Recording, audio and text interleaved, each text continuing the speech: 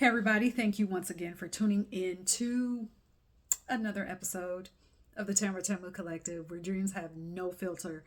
This video, all right, we are shifting into a more focused conversation on spirituality. I've said this before that this channel is infused with all aspects of me.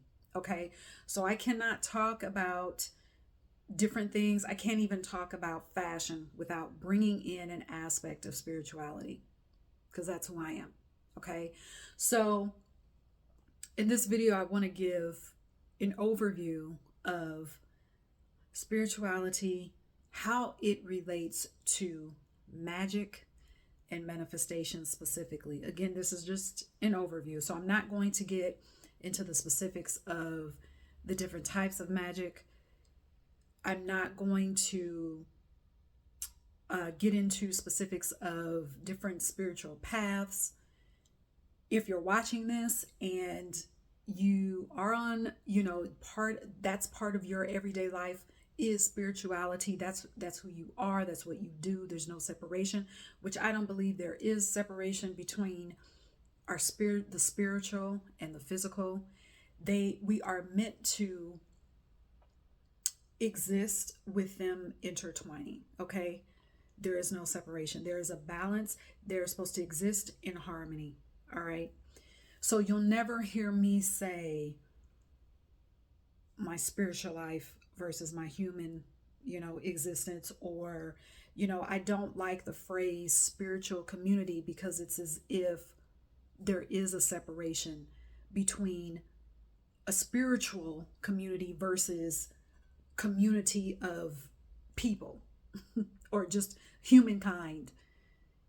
And whether you call yourself a spiritualist or not, the fact that you exist is spiritual. To be spiritual is to be human. To be human is spiritual. That is my perspective, and that is that's the perspective that I am coming from. Okay, so again, general video.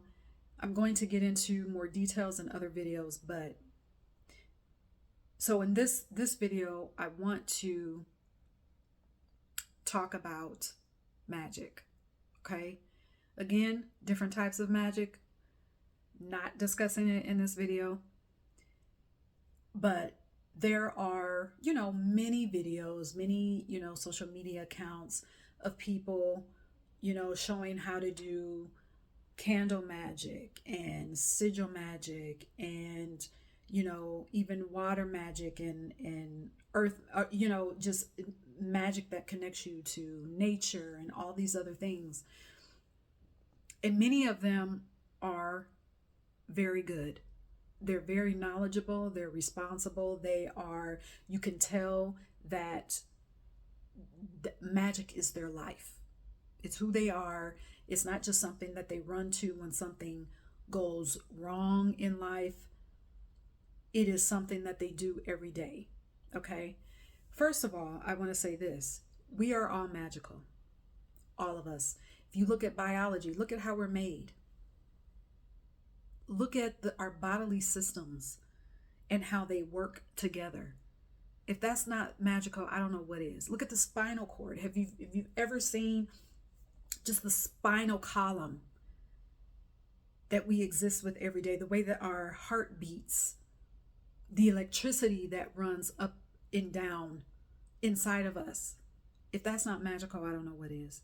So if you need convincing that you are magical, go get an anatomy book and just look at the pictures. You don't have to read anything, just look at the pictures. Okay? That will tell you how magical you are. So we're all magical, right? Especially when it comes to our voice, our words, and what we speak. Do you not know that every time you say something, every time you speak, especially when you say I am and then you fill in the blank, do you know that you are casting a spell? Whether it be on yourself or on your kids or someone else, you're casting a spell every time you speak words. You're casting a spell, especially those with feeling. You're casting a spell. All right. So you're magical.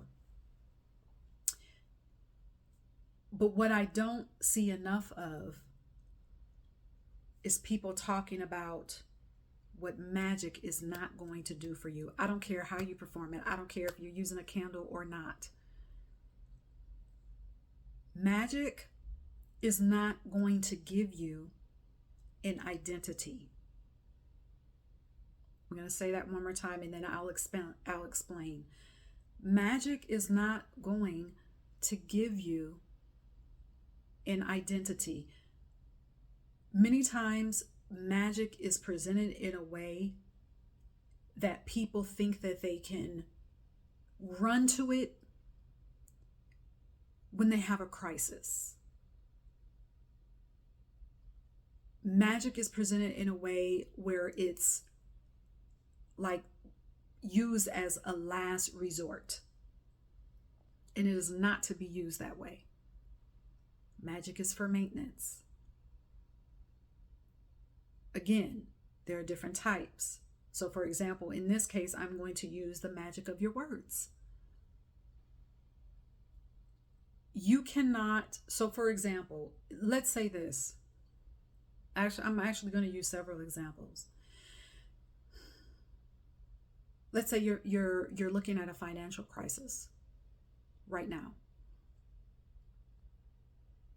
If you don't see yourself as abundant,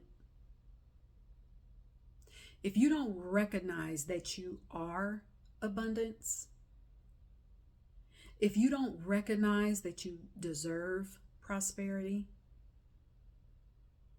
if you don't acknowledge that you came here to exist and live a harmonious life, which means that all the resources, money in all forms, is supposed to exist with you in abundance. If you don't see that, if you don't look in the mirror and see abundance, if you don't look in the mirror and see that needs and your desires are fully supplied for in overflowing measure, if you don't already see that, if you, let's say that you burn a candle, or let's even say that you speak some affirmations, all that's going to do, all the magic is going to do, it's only going to frustrate you, and it's only going to expand how you see yourself. Another example is, let's say that you want a business. You have an idea for this business, and it's been something that you've thought about and thought about and thought about, whether it's been for months, years, doesn't matter how long, but it's something that you cannot get away from. If you are really thinking, well, I have this idea, but I'm not a business owner. I don't know if I can do this. I would much rather just keep working, for this company or stay as an employee. But I kind of want to try this company. I kind of want to try this business. You lighting a candle for a business is only going to agitate how you feel about yourself. It's only, if you don't see yourself as a business owner, if you can't wrap your mind around the fact that you are, okay, that is my identity now, I'm embracing it, I am a business owner. Lighting a candle is not going to help you. So, what you have to do is, if you're going to light a candle or speak anything, project that energy to reprogram your mind so you can see yourself as such, so that you can embrace that identity first. Here's another example. We know, we've heard those stories about people who win the lottery, they win all this money. 2 years, 3 years, 4 years, 5 years later, they're broke. They had the money, they had the wealth, riches in the money, but they didn't have the subconscious. They didn't see themselves as that. Their subconscious was not ready for it. Their subconscious, the wealth identity, they didn't walk in that. They didn't feel the wealth identity in their body. So, winning all that money just simply agitated how they truly saw themselves. Instead of having the subconscious for it, instead of having the consciousness for that wealthy person, having the consciousness as having that wealth identity and going back and embracing the wealth identity, they were broke again, because the identity had not caught up to all this money. So how do you know how you're identifying, who you're being? A very easy way, and we often don't look at our environment, but look at how you keep your house. Look at how you exist in your apartment. So we'll use money again because that's easy to break down and understand. To work on your wealth identity, it's not to work on that, to get out of, maybe you're existing, you've gotten used to lack. Okay? You've gotten used to it. So if you're moving from that identity into embodying wealth and prosperity, it's not going to help you to look at your pillowcase and the pillowcase is ripped on the side. I know that may seem like a very small example, but it means everything. How can you looking at your pillowcase and you see the yarn unraveling? If you know how to fix it, sew it together so you can have a nice, pretty pillowcase. And if you can't, throw the shit out. If you have clothes in your closet that have rips in them, maybe you've kept them because you're saying, well, the rip is small enough, I only see it. You're vibrating on, that's telling you how you're vibrating. You have to ask yourself, okay, if I'm really embodying my wealth, if I'm really embodying this new person that I want to be, if I'm really embodying this next level, would that person wear these pants that have the rip on the side? Would that person wear a shirt that has a rip up underneath the underarm? You could even just go into your kitchen.